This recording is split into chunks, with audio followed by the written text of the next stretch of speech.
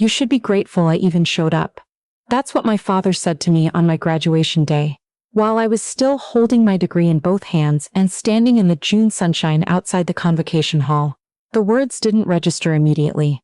I remember looking down at the parchment and then back up at his face, waiting for a smile that never came. Before I tell you what happened next, drop a comment and let me know where you're watching from. I always love seeing how wide these stories travel. And if you're new here, please subscribe, because what happened that afternoon was only the beginning of something I hadn't seen coming for most of my life. My name is Laurel. I'm 29 years old, and I grew up in a mid-sized city in Ontario in a house that felt smaller every year. My mother died of cancer when I was 11. My father remarried 3 years later. My half-brother was born the year I started high school. That's the short version. The longer version is that I spent my entire adolescence learning how to disappear inside my own home. My father wasn't cruel in the obvious ways. He didn't shout much. He just made me feel in very quiet and consistent ways that I was a burden he was managing rather than a child he was raising. If I got a good grade, he'd ask why it wasn't higher. If I earned an award at school, he'd mention that my half-brother had also done something that week, as if achievement were a limited resource, and I was taking more than my share. I told myself for years that this was just his personality, that some people showed love through criticism, that one day he'd look at me and finally see someone worth being proud of. I had worked so hard for that degree. I mean that literally. In second year, I was working 20 hours a week at a cafe off campus just to cover rent and groceries. I had OSAP loans. I had bursaries. I applied for every scholarship I could find, wrote dozens of personal statements, sat through interviews, all because I had been told clearly and repeatedly that there wasn't money for tuition. I ate a lot of instant noodles. I slept badly. I missed out on things my classmates did because I was always working or studying or both, but I had made it. 4 years. A degree from a university I was proud of. And when I walked across that stage and heard my name called out, I cried. I hadn't expected to, but I did. My grandmother was waiting for me when I came down the steps. She's my mother's mother. A quiet, steady woman in her late 70s, who drives a sensible car and keeps a garden she's tended for 40 years. She was wearing a pale green dress that she'd told me she bought specifically for the occasion. When she hugged me, she held on a little longer than usual, and whispered into my ear that my mother would have been so proud. I had to breathe through that sentence before I could respond. My father was standing a few feet behind her. He had his hands in his pockets and his sunglasses on. Even though we were standing under a large oak tree, he gave me a brief nod when I looked at him. That was it, one nod, like I'd returned a library book on time. We took some photographs. My grandmother held my arm and smiled like she meant it. My father stood slightly apart in most of them. My stepmother was there too, looking pleasant in the distracted way that had always made it clear she viewed these occasions as obligations. My half-brother, who was 12 by then, had his phone out for most of it. After the photos, my father reached into the breast pocket of his blazer and held out an envelope. "Here," he said, "for graduating." I took it, opened it. Inside were $500 in crisp 50s. I looked at the bills, then at him. $500. After 4 years of debt and double shifts and skipped meals and 2 a.m. study sessions and OSAP applications and scholarship essays, my father's acknowledgement of what I had just done was $500 in cash. I was still trying to think of what to say when he added, "That's more than generous, considering everything we've done." I heard my grandmother inhale sharply beside me. "Dad," I started. He kept going. "You had every opportunity. You chose a degree that doesn't pay anything. You're not exactly set up for success here. 500 is more than fair." A professor I recognized was walking past about 10 feet away and slowed down. One of my classmates had stopped pretending to check her phone. The words he'd chosen were quiet, but the courtyard had that open stillness that makes voices carry further than they should. I couldn't respond. My face went hot. The envelope in my hand felt somehow heavier than my degree. My grandmother stepped forward. She touched my father's arm. "That's enough," she said very evenly. He gave her a brief look. "I'm being honest with her." "Not here," she said. He shrugged and walked toward the parking area. My stepmother and half-brother followed without looking back at me. For a moment my grandmother and I stood there together, while the rest of the convocation crowd moved around us. She looked at the envelope in my hand, and something in her expression shifted. Not just anger, something older, like a door she'd kept shut for a very long time had just swung open by itself. Laurel, she said quietly, come to my place next Sunday, come alone. Why? I asked. She squeezed my hand. Because there are things you should have been told years ago, and I've let too much time go by. I started to ask what she meant, but she shook her head. Not now. She glanced in the direction my father had gone. Not here. I drove home that evening with the $500 sitting on my passenger seat, like something I didn't know what to do with. I replayed the afternoon over and over, the nod, the envelope. That's more than generous, considering everything we've done. The words had a particular shape to them, like he'd been carrying them for a while, and had been looking for the right moment to put them down. I didn't sleep well that week. When Sunday came, I made the 40-minute drive to my grandmother's house.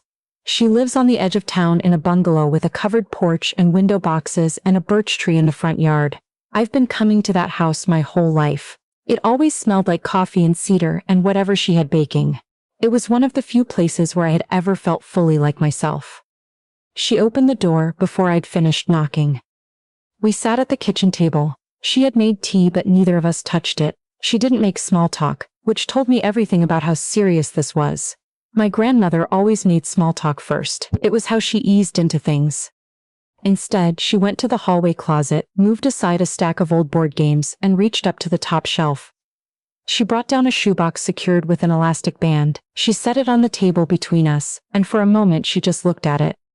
Your mother made a will, she said. When she got sick, she was very organized about it. She said she didn't want to leave things uncertain for you. I nodded. I knew my mother had a will. My father had never said much about it, except that there wasn't much to go around after medical bills and funeral arrangements.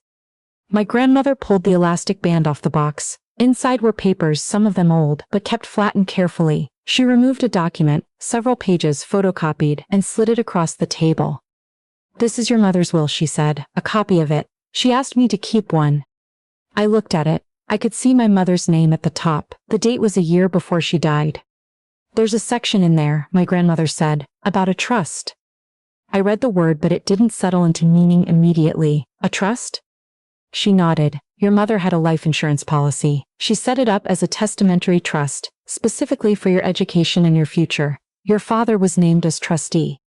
I sat with that for a moment. I had OSAP loans, I said. I worked through all 4 years of university. I applied for bursaries every semester. Dad always said there was nothing. My grandmother's hands were very still on the table. I know that's what he told you, she said. I looked at her. When your mother passed, she continued, I was deep in my own grief. I trusted that your father was managing the estate the way she'd intended. I assumed that your tuition, your expenses, all of it, was coming from what she had left for you. It never occurred to me to check. She stopped. It took me a very long time to start asking the right questions, and by the time I did, I didn't know how much was left or where any of it had gone. She reached into the shoebox again and passed me a second item. A letter, handwritten on the kind of pale blue stationery my mother used to keep in a box in her desk drawer. I recognized the handwriting immediately. My hands went unsteady. She wrote this for you, my grandmother said quietly. She wanted you to have it when you turned 18. I gave it to your father to pass along. She paused. I don't believe he ever did. He hadn't. I had never seen that letter before in my life. I couldn't read it at the table. I folded it carefully and put it in my jacket pocket. My grandmother watched me without saying anything. Tell me, I said. Tell me exactly what you think happened. She told me. The trust had been funded by my mother's life insurance policy, roughly $178,000 Canadian, established in the will to be held until I turned 25 or completed post-secondary education, whichever came first. My father had been named as sole trustee. According to the terms, the funds were to be used for my education, housing, and related costs. He had full legal authority to make disbursements on my behalf. Instead, he had never told me the money existed. I drove home with shaking hands and sat at my kitchen table for a long time. Then I called a friend of mine who had recently finished articling at an estates law firm in the city. When I explained what I had and what I suspected, she went quiet for a moment before saying, Laurel, this is serious. You need an estates litigator. She gave me a name. The lawyer was a woman in her 50s who specialized in trustee disputes. When I brought her the documents, she spent a long time reading through them without speaking. Then, she looked at me. We need to pull the full trust records, she said. Every statement, every disbursement, every transfer. If your father was appointed trustee and those funds existed, there will be a paper trail. She filed formal requests with the financial institution and the Ontario Superior Court of Justice, which maintains records of estate administration. While we waited, I could barely function normally. I went to work, I came home. I read my mother's letter until I had the first paragraph memorized. She had written, "Laurel, if you're reading this, something didn't go the way I planned. I want you to know that I thought about every year ahead of you. I made sure there would be something waiting. I didn't want you to start your adult life carrying a weight you shouldn't have to carry." I had started my adult life carrying exactly that. A few days into the wait, I drove to my father's house. I hadn't planned to, or I'd told myself I hadn't, but I needed to see his face when I mentioned my mother's estate. I wasn't going to accuse him of anything, I just needed to watch. He and my stepmother were in the kitchen when I arrived. My half-brother was upstairs. We sat at their kitchen island. My father offered me coffee. I said no. I said, as casually as I could manage, "I've been looking through some of Gran's old papers. She had some documents from when Mom passed, estate paperwork, some old letters." The coffee cup my father had been lifting stopped halfway to his mouth. He set it down. "What kind of documents?" he said. "Just things from the will," I said. I was going through them with her. He looked at my stepmother. Something moved between them, very fast. "Your mother had very little to leave," he said. "There were medical costs, the funeral. These things are expensive, Laurel. You know that." I didn't push. I didn't say the word trust. I watched him steer the conversation towards safer ground and I let him do it. But I noticed that his hands, which had been relaxed when I arrived, were now wrapped around his coffee cup like he was steadying himself. On my way out, my stepmother caught up to me in the front hallway. She touched my arm. "Your father sacrificed a great deal for this family," she said quietly. "I hope you're not about to make trouble over old paperwork." I looked at her for a moment. "I'm just asking questions," I said. I sat in my car at the end of their driveway and took 3 slow breaths. He hadn't denied there were documents. He hadn't asked where I'd gotten them. He had redirected immediately to medical bills and funeral costs. That told me what I needed to know. The financial records arrived 2 weeks later. My lawyer called me into her office and asked me to sit before she opened the file. There was a glass of water on the desk in front of me that I hadn't asked for. That small detail, the water placed there before I walked in, told me she had already read what was inside. The trust had been funded as my grandmother described. The opening balance, after the life insurance payout cleared, was $178,500. That was nearly 20 years ago. Then she walked me through the withdrawals. The first large one came 14 months after my mother's death. The description read, "Estate administration costs." The amount was $22,000. 3 years later, there was a disbursement listed as home renovation, $18,500. Then, starting the year my half-brother enrolled at a private school in the city, annual withdrawals described as tuition and school fees, $15,000, recurring, over 7 years. Then smaller ones stacking up, a family vacation abroad, my stepmother's business startup expenses, a new vehicle. I turned the pages slowly. My eyes kept finding the descriptions rather than the numbers, because the numbers were too large to absorb all at once, but the descriptions were specific enough to form pictures. I thought about the vacation photos they'd posted one summer. I remembered my stepmother telling me about opening her clinic, how she'd scraped together a startup loan. I thought about the school my half-brother had attended, the kind with a crest on the blazer and a waiting list. "How much is left?" I finally asked. My lawyer paused. $11,000, she said. I stared at the pages. Out of $178,500 held in trust specifically for my education and future, my father had left $11,000. I thought about every OSAP application, every weekend shift. Every month I looked at my student loan balance and told myself it would take years to pay down. I thought about a phone call in 3rd year when I'd asked my father if there was any family money that might help me cover a rent shortfall. He had said, "There's nothing, Laurel, you know that. There's just nothing." My grandmother cried when I showed her the statements. She sat at her kitchen table with her hands flat on the pages, and she cried in the quiet way she did everything, without sound, without drama. "I should have checked," she said. "I should have watched more closely." She had trusted her son-in-law to honor her daughter's intentions. She had trusted him with the only financial protection my mother had been able to build before she got too sick to be afraid. And he had spent it, piece by piece, over 20 years, on a life that had nothing to do with me. My lawyer said we had two paths. We could pursue civil action through the Superior Court, trustee misconduct, breach of fiduciary duty, and depending on what the records showed, potential criminal liability under the criminal code. The documentation was detailed and clean. Or we could send a formal demand letter first, giving him the opportunity to settle before it became a court matter. I thought about it for a full day. I didn't want a quiet resolution. I didn't want a settlement negotiated in an office somewhere with lawyers on both sides and everyone behaving professionally.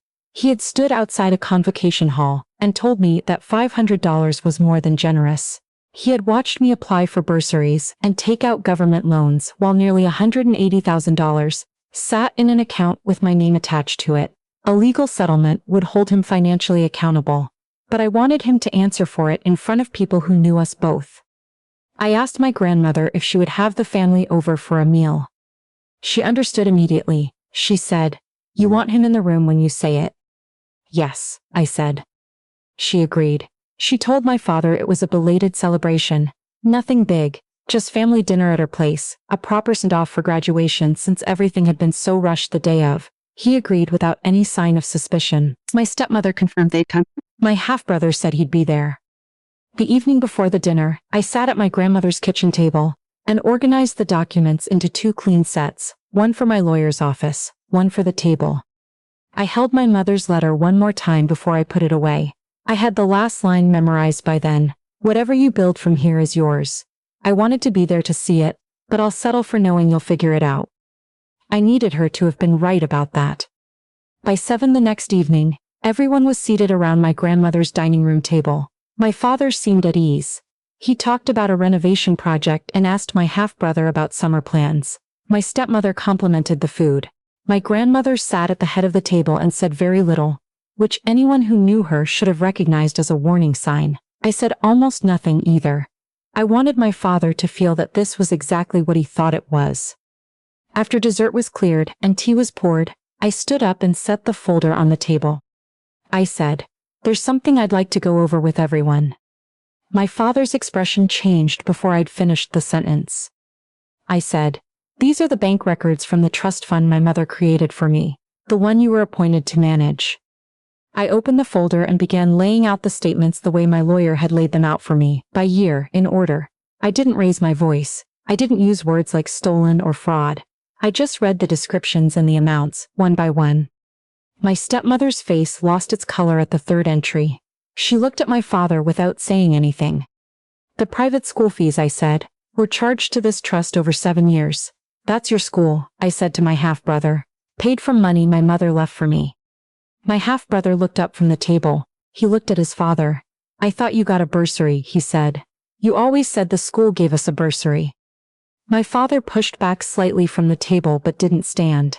He said the money had been used for the whole family. He said I had been part of that family.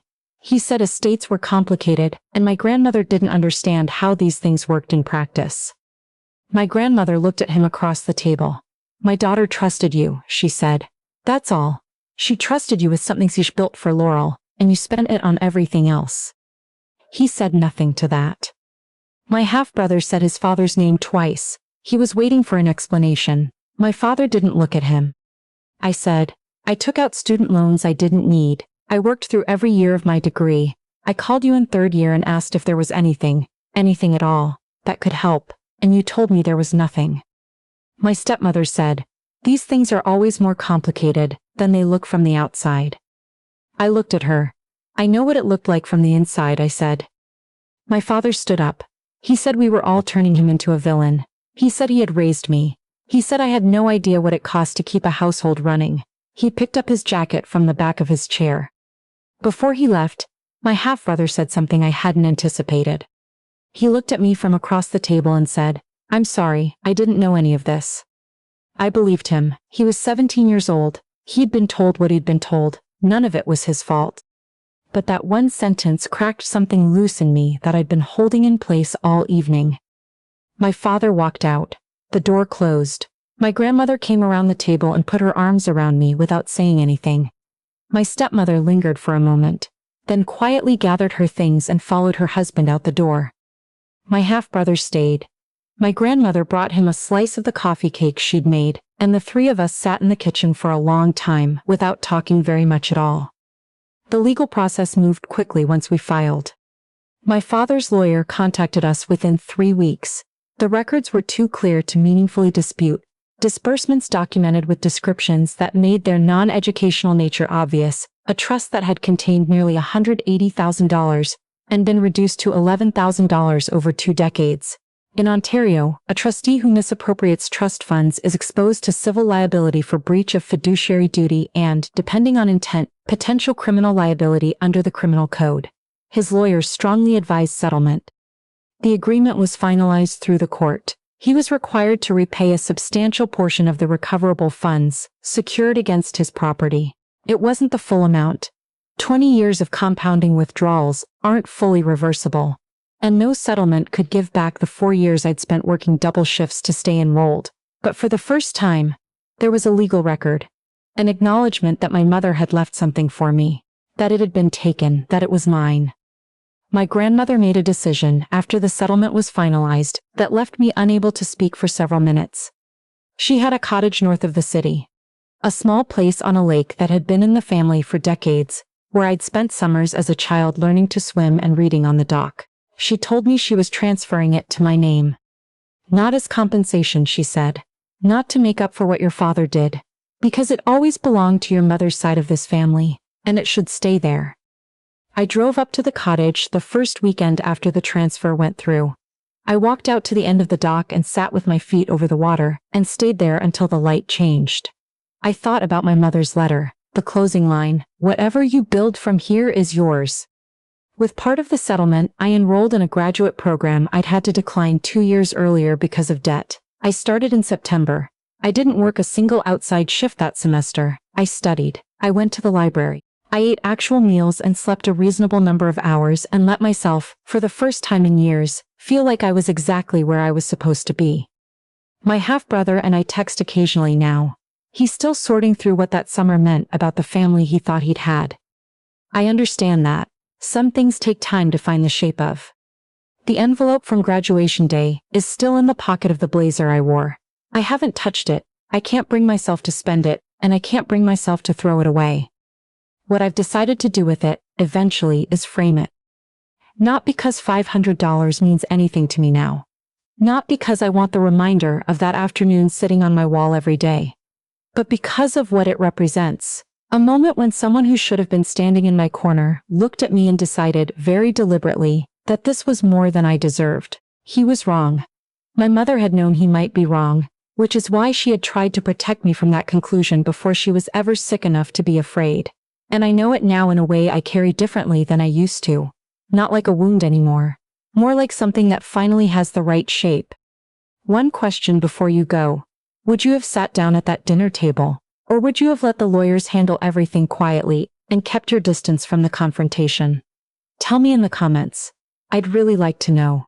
And if this is your first time here, subscribe. There are more stories coming, and you're going to want to stay.